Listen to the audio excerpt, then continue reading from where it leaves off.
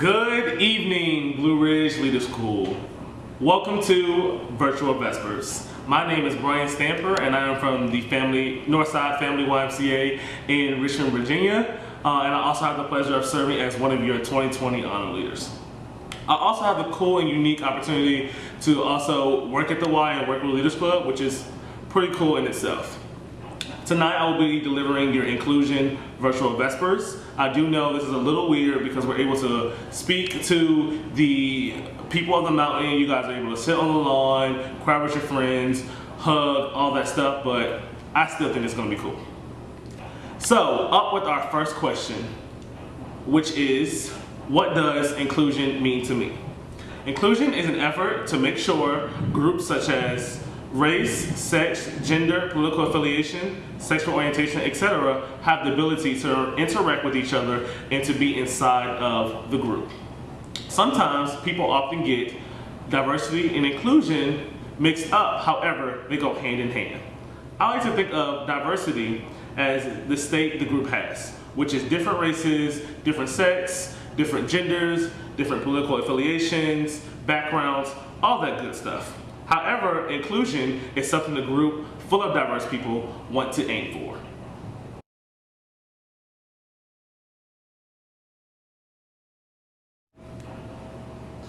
Wow, here we go again, back with the second question. Second question is, give an experience in which you felt included at Blue Ridge.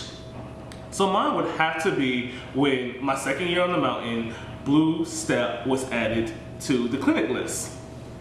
I felt like before my first year, I just thought clinics weren't really catered right to Brian, if that makes sense. I felt like I had interests like basketball, like Dancing with the Stars, like Dance Blast, but when Blue Step was introduced to the mountain, I just felt like that was perfect for me, and I just had so much fun in that clinic. Shout out to Ben Major and Greg Hall for adding that to the clinic with Blue Step.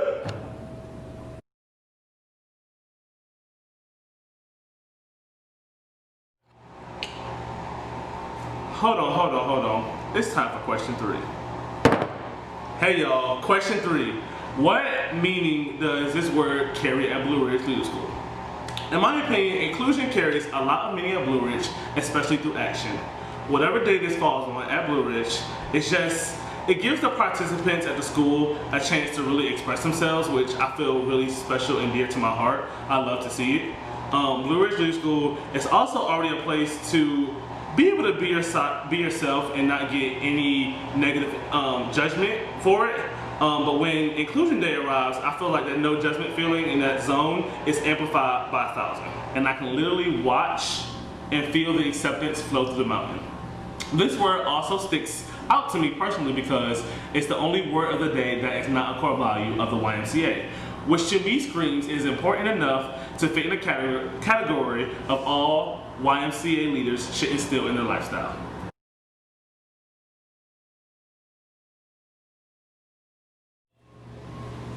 Hold on.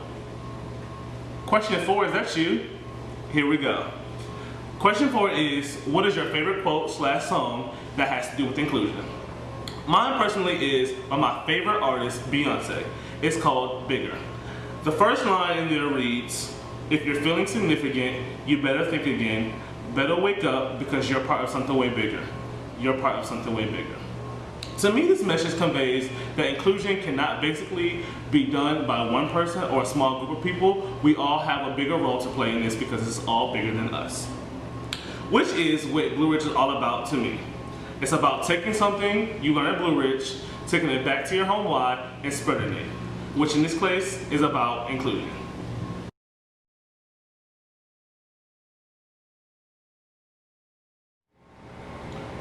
What time is it? It's question 5 time. Question number 5 is, how can you better incorporate the word of the day, which is inclusion, into your everyday life? So for me, that's being more intentional about welcoming others that may have differing opinions and views than that of myself and close friends. This will help me have a more diverse outlook on the world and will help me become a better person, employee, and leader, which is huge for my personal growth.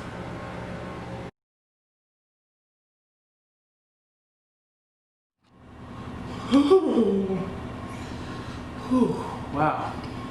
But guess what, guys? It's your turn. So, my fellow HLs and I, we have questions for you. And these are not just questions that I want you to listen to and think about. These are questions that I actually want you to sit down, take some time, and write out your answers so you have time to reflect on those type of things. First question is, how does the word play out in your life? And so I'm not talking about Leaders Club friends, I'm not talking about your advisor, I'm talking about your life. Second question. What is an experience you have with this word at Blue Ridge? So remember, mine was I felt really included and felt really accepted by the mountain for Blue Step. Maybe you have a different experience. I want to hear that. Third question is, how can you better incorporate the word of the day into your everyday life? You heard mine, and I seriously want to hear yours. Throughout this week, I really encourage everybody to stay up to date with Blue Ridge 2020 by using and following along with the hashtag BRLS 2020. See you later.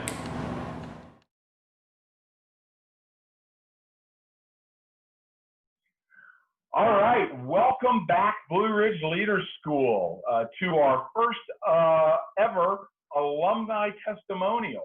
And so we're going to be having these throughout the week, and so excited to get started tonight. And we've been sort of just teed off greatly by Brian Stamper. Brian did a phenomenal job on reflecting a little bit about our word of the day today, inclusion. It's just a remarkable thing to see these honor leaders who have prepared their Vespers for months and months and months with the hope of being able to sit out on the mountain tonight and blast the music out into the Swannanoa Valley and have all the leaders and staff and seniors really hear the message of the day. And so all of the honor leaders this week have had to, I'm going to use a pandemic word, pivot and move to a new style of reflection. And so, Brian, thanks for leading us off this week with such a great message. And so I appreciate that. But now that we've moved past the current honor leader service, let's talk a little bit about alumni work. And Blue Ridge Leader School has been blessed over the 98 years to produce a lot of great leaders. And two of them are on the screen with us tonight, as a matter of fact. We want to talk about impact. It's kind of cool. I'm going to introduce a husband and wife leader group tonight. And I'm just going to let them take a minute and introduce themselves and sort of what got them to this screen call tonight. So, Abby, let's start with ladies first. So I'm Abby Newley Ellis. I'm still getting used to saying that. But my first year on the mountain was in 2006, and I came up with the then Siskiyou Family YMCA, and I was one of the founding members. So that was something I transitioned from camp into Leaders Club, which was a good transition because we were crazy, energetic, running around the Y, loved it. And so Blue Ridge was a very natural transition that we made. Yeah. All right. Steve. Yeah, so my name is Steve. I'm actually from the Midlothian YMCA. I was another founding member. My family relocated from Naples, Florida to the Midlothian YMCA. So my first year was in 2004 to where we just kind of was a Y brat my entire life, you know, so where you live, breathe the Y since you come out. And my very first year on the mountain, I was probably 6 months old crawling around in the unclosed pavilion, you know, to where I know all about those things. And if you look back, you can probably see me in all those 1991 through 95 pictures. So I was the first original Y brat going up to the mountain with everybody and really kind of having a good time, and really loved the impact Blue Ridge had on me and my family. And that's why the entire Ellis crew came up there and kept going. Right. All right. Well, gosh, let's just stay on the Steve. Let's stay with you for a second, since you know, you're probably the only one on this call tonight that can remember, you know, being a kid and a little ankle biter and crumb cruncher running around the mountain. But let's move forward in your memory a little bit to your first leader year, right? So you founded the Midlow Club or whatever, and you come up as a leader. Yes, Sort of walk us through a couple of your big memories of the first year that you can recall. first year, I was 14, so just kind of coming up there, and really knew what to expect because I kind of grew up doing the entire Blue Ridge thing, but didn't know the impact of how soon I was going to kind of drink the Blue Ridge Kool-Aid, essentially, right? To where you just kind of you go up there, you see everyone running, screaming the mountain, and you're like, I don't know really what's going on. I don't know any of these people. But the first year is really that you make the best impact and you really make lifelong friendships, to where you're going through XYZ leadership classes, you're going through a curriculum, and it's pretty cool to say that you're 14 years old and you're choosing to go to a school for 1 week out of the summer, right? To learn everything, to be a better leader, back to your why, to where I probably grew up the most that year, just because of how fast everything was going, and the relationships I made, but also the impact Blue Ridge made on me with kind of learning everything at such a young age and being able to bring that back and be that founding member and wanting to lead more. Okay. All right. Well, Abby, sort of give us a couple of highlights of your first year. So I had no idea what to expect, and I don't think anybody can really prepare you for what Blue Ridge is. And being a new club, no one knew who we were. We didn't know anybody else. Genevieve and Patrick brought us up, and we were just excited. We were told it's like camp times 10. So we loved camp. We were volunteers, counselors in training. And so we came up screaming Bohemian Rhapsody, like up the mountain. And that was just, and then we did it every year since. And so maybe rubbed people the wrong way, but we just loved it. And like Steve said, it happened so fast. There was one moment that I remember very specifically. I almost broke my hand. So don't run in the hallways when you go, because then you meet Peter W. and go to the hospital. But you know, it was awesome. It was a school, but you know, you were learning so much. We were already invested, because we had done the whole year before Leaders School in Leaders Club and under the direction of Genevieve.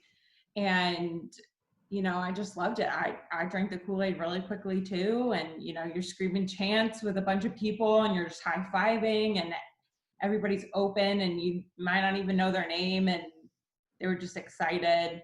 And then I was a competitive swimmer in high school, middle school and high school, and we had all achievement night.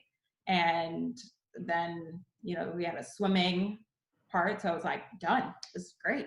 I can tell my coach I swam while I was there, you know, check that out. I think the big question is, when you were 13 years old, did you set any school records? Yeah. And up until about 2-3 years ago, my name was still on the board. See how she acts like she doesn't know the year it got broken? I'm pretty sure she knows exactly who broke the record and what year. I was on the pool deck when my last record was broken, which was bittersweet, but also we were like, it's about time. It was like 11 years or something like that, like the longest standing. 11 years. All right. All right.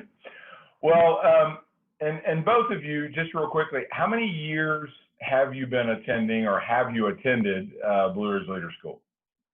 Ooh, that's a great question.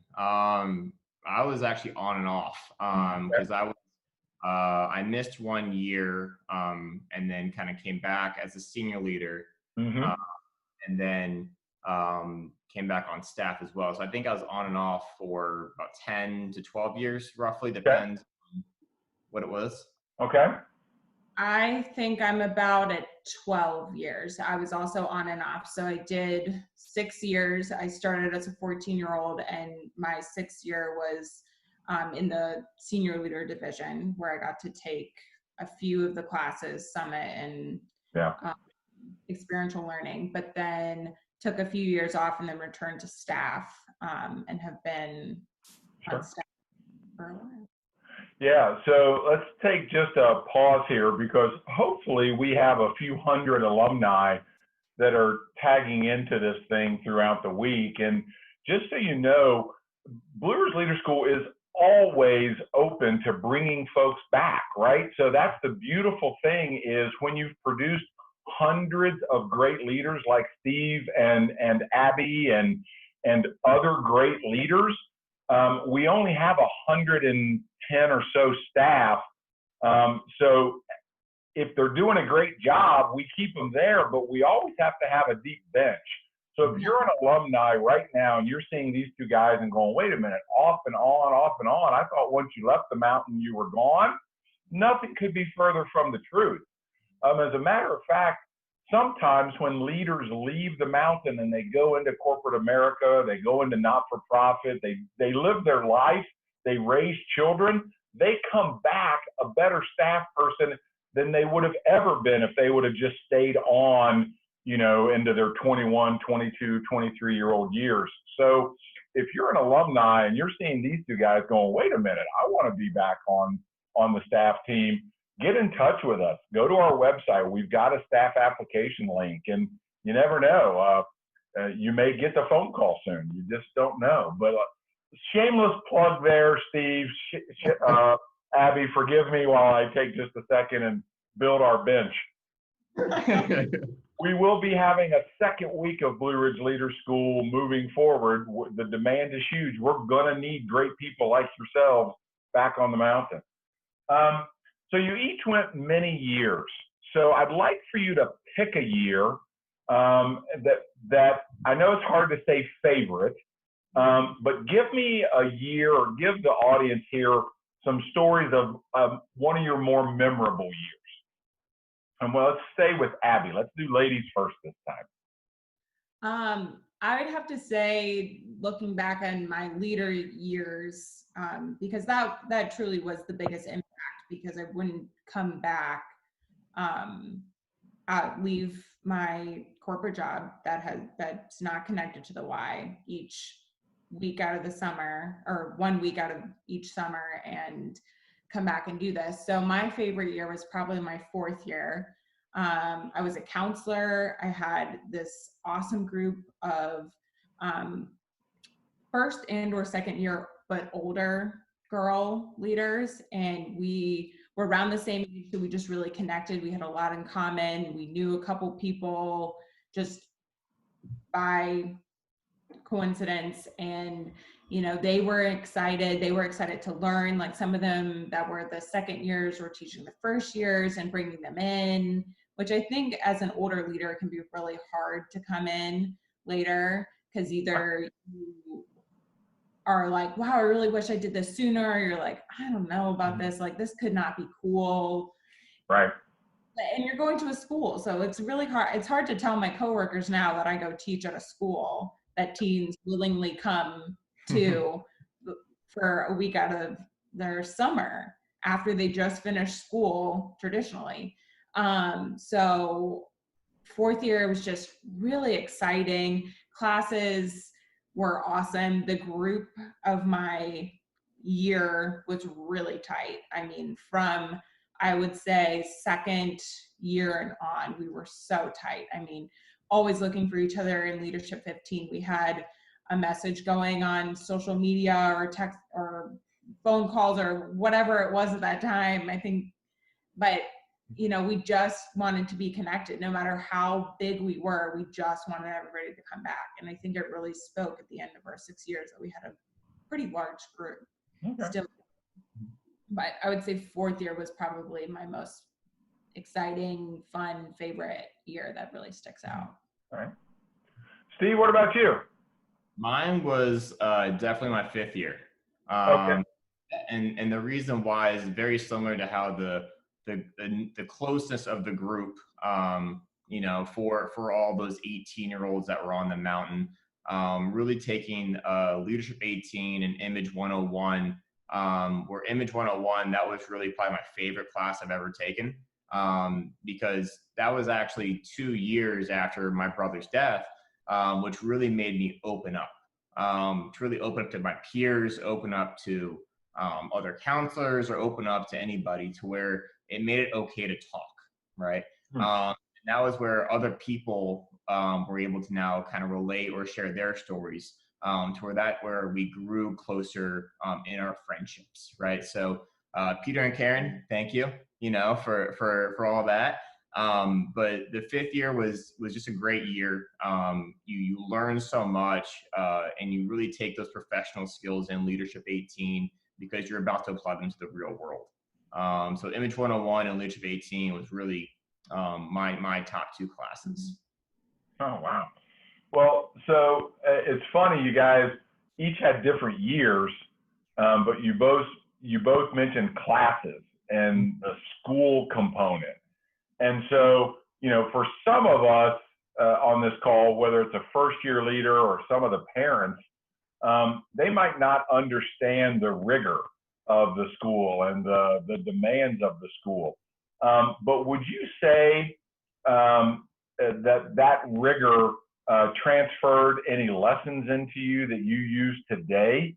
Are there things that you learned today, or that you use today in your world, that you can directly say, I learned that at leader school? And we'll let either one of you go.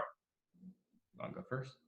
Sure. I did not get the opportunity to take Leadership 14 as a leader, but I have now come back and been able to teach, which is really, some people would be really nervous about it. And I thought it was really cool, because I always wanted to do it. And so conflict resolution is a main focus foundation of Leadership 14, and I use it every day. And I am teaching 14-year-olds to use it. And a lot of times they come out learning conflict resolution better than some of my older workers. You really will I feel like you will really, really take most of the lessons and the conversations that you will learn, which I think really applies or boils down to why you have such close friendships, and really are pushed to open. You will go out of your comfort zone, whether it's in feeling great or having a conversation with someone who has a different opinion than you, and you learn to get through things that you wouldn't deal with in the real world, or people would avoid talking about. And Blue Ridge opens that up to allow you to speak freely, openly, and to learn. And it's such a unique place to do that, because everybody is there for the ultimate common goal, is to be better, learn to be better leaders, and take that back home to teach others. And I think that is such a big lesson that you learn, is communicating with people and conflict resolution.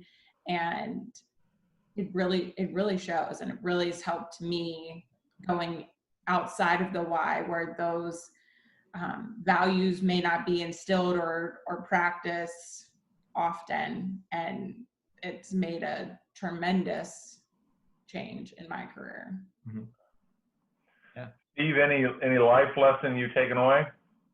For life lessons, in my role, I supervise employees, and to where it's always about leadership, right? So what I've taken away from the mountain is that no job is ever above your pay grade, right? So what I've always instilled, where it's always been ingrained in me, if you see a piece of trash, pick it up, right?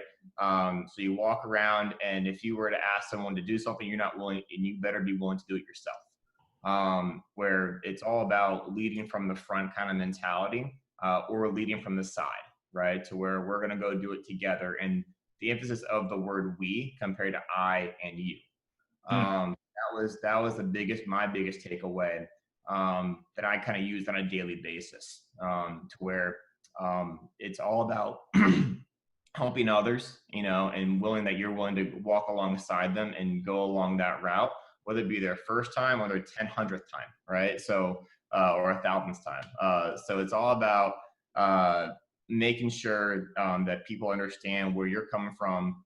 And what I learned with Blue Ridge, the biggest lesson is that if you allow it, it just rips you open, right? It really, if you are open to change and open to take others' opinions, Blue Ridge has the most comfortable way of allowing yourself to be vulnerable. And that's where you get the best life lessons, right? Is where you're put into uncomfortable situations, but you learn the most in that situation to where you're now able to then apply that based on everything kind of going around you. So I'm going off script here. Why is that? What is it about Blue Ridge Leader School that says it's okay to just lay it all out? Why? How does that happen? I think it's something you can't coach, right? It's definitely a culture thing, right? To where if you've ever been in a work environment or a place where you just didn't like it, right? There's probably going to be a negative energy, right? Blue Ridge is 100% positivity on the 10th degree, thousands, everything. And if you're in it's big. Yeah, it's big. And if you want to be encouraged to really truly be yourself, right? It's really the only place you can actually do that, right? And it's that safe bubble that you can kind of go to, truly be yourself, and then you're able to really expose yourself to different environments, right? So you're able to be exposed to different YMCAs and different leaders and top-notch leaders on that too, to where you're able to learn from each other. And it's that culture that you just can't coach in any place. And really just kind of people are drawn to that when you have strong leadership. Well, sorry, thanks. You've mentioned, both of you mentioned just being so vulnerable or raw, or as you said, ripped open. What a visual there. And I just want to know why. I mean, I know why I think, but I was curious. You guys have lived it a long time and been a part of it on all sides. And so what is it about that? And so I want to go back to one thing that you both talked about was the classes, and you hinted around it, and Steve, you came right out and said it.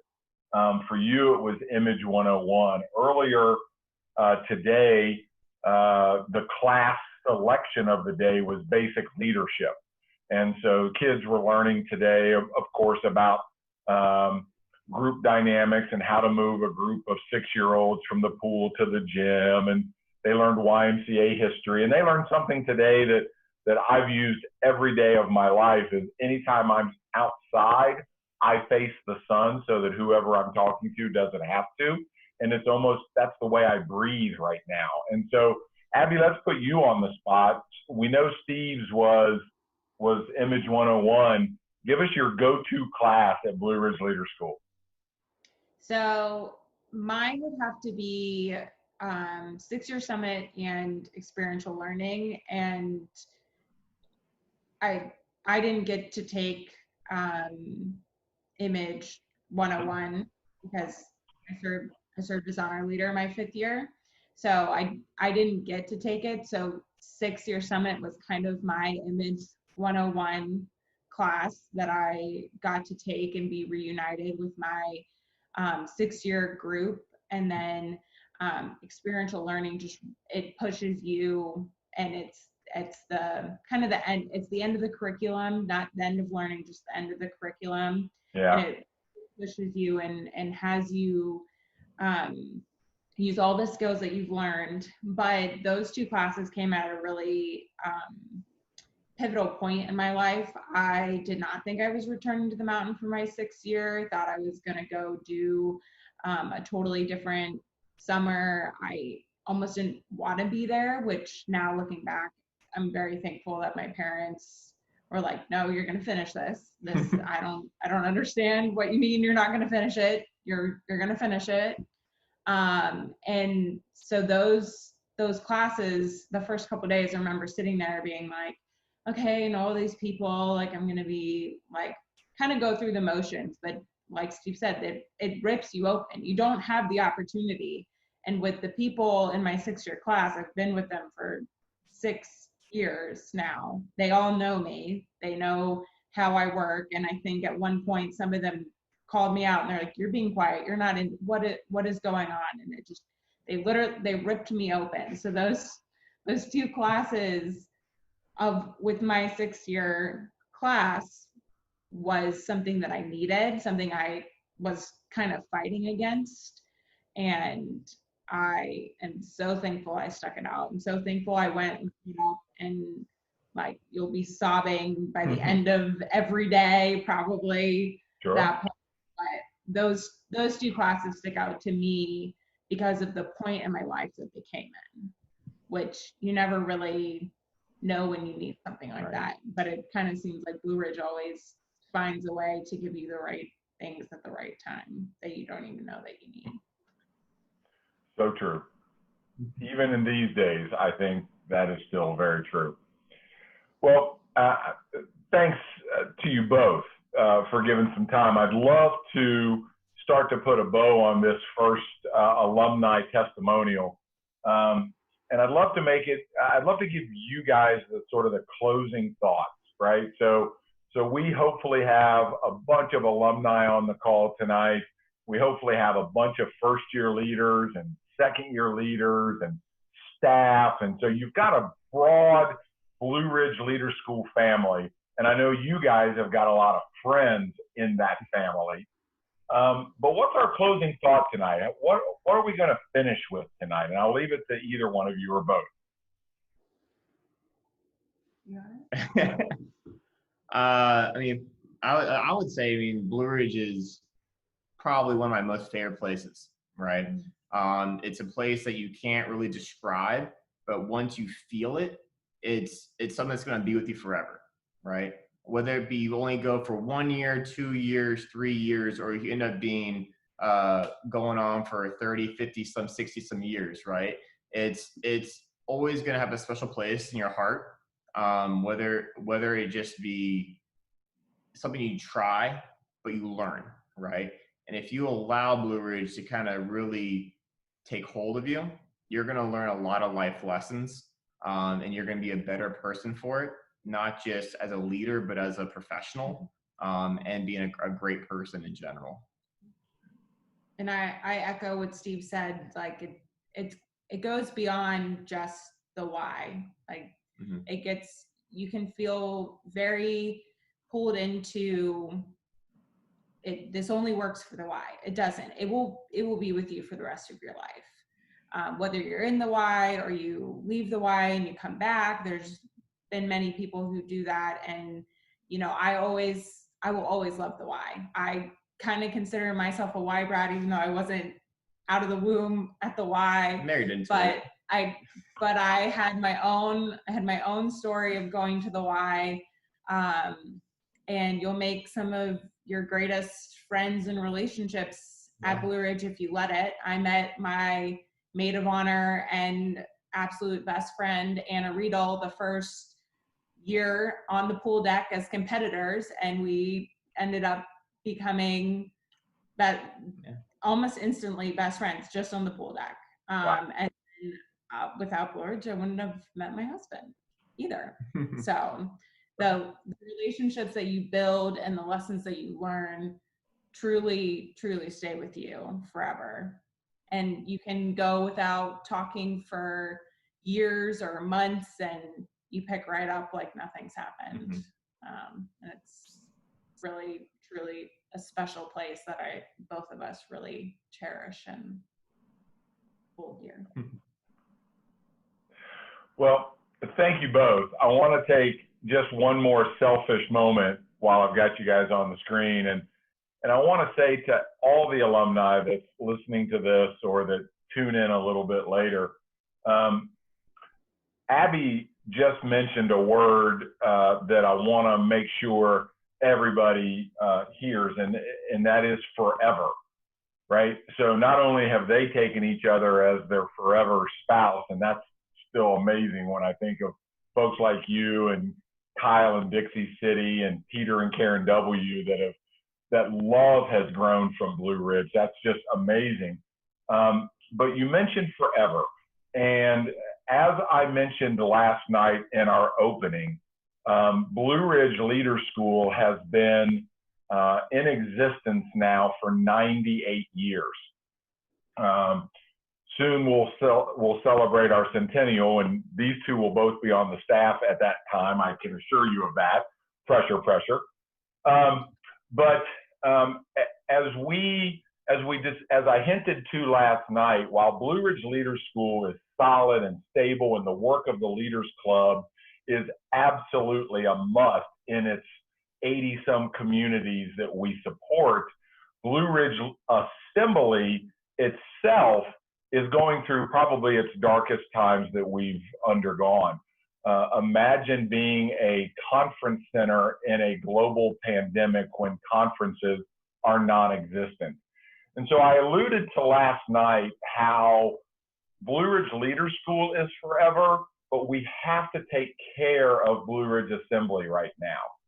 And so I want to take just a moment and talk to the alumni that has been a part of this in the 60s and the 70s and the 80s and the 90s and now the 2000s and whatever this decade is, the 10s. You experienced something that changed your life. And throughout this week, you're going to have opportunities to hopefully consider helping the assembly make it through these dark days to serve the next 10 and next 20 and next 30 years. Because while Blue Ridge Leader School is great and Image 101 is great and the chants and the swim records, all those things are great. They're great because they happen on the mountain, right? This isn't just going to be the same if we do it at a college campus. This isn't going to be the same if we do it in the Ingalls parking lot. We need Blue Ridge Assembly. And so on behalf of Steve and Abby and all the hundreds of other people that are trying to make this week work, I'd like to ask you to consider a little bit of work yourself. Pray on perhaps a financial support of Blue Ridge Assembly. If you're the kind of person that wants to get a little swag, well, you heard last night, we've got a limited edition Blue Ridge Leader School shirt that doesn't have the date. It doesn't have a theme. It's just for you. And so go buy the shirt. Go to our YMCABRLS.org website. Go to the buy the shirt button, buy the shirt, and then round up to a donation that you feel comfortable with and help the assembly be here next year for all the kids that need Image 101, that need Theory 14, that need Feeling Great. These kids need it, and the assembly is looking to us to come alongside them. So that's my shameless plug. Steve, Abby, thanks for sitting there and listening to it. I know you're supporters of the assembly right now, and so I just want to invite everybody to work on that. There'll be lots of links throughout our work this week, so click on one of them, make a donation. Heck, you can call me anytime. Call me, call Suzette, email us. We'd love to talk to you about how you can come alongside and make sure that this little virtual event is a one-time thing, and next year we're back on the mountain in full force. And so, Abby, Steve, welcome back to North Carolina. Love to have you back in our state. Look forward to having you on the mountain next year. There you go. Bye. Thank you.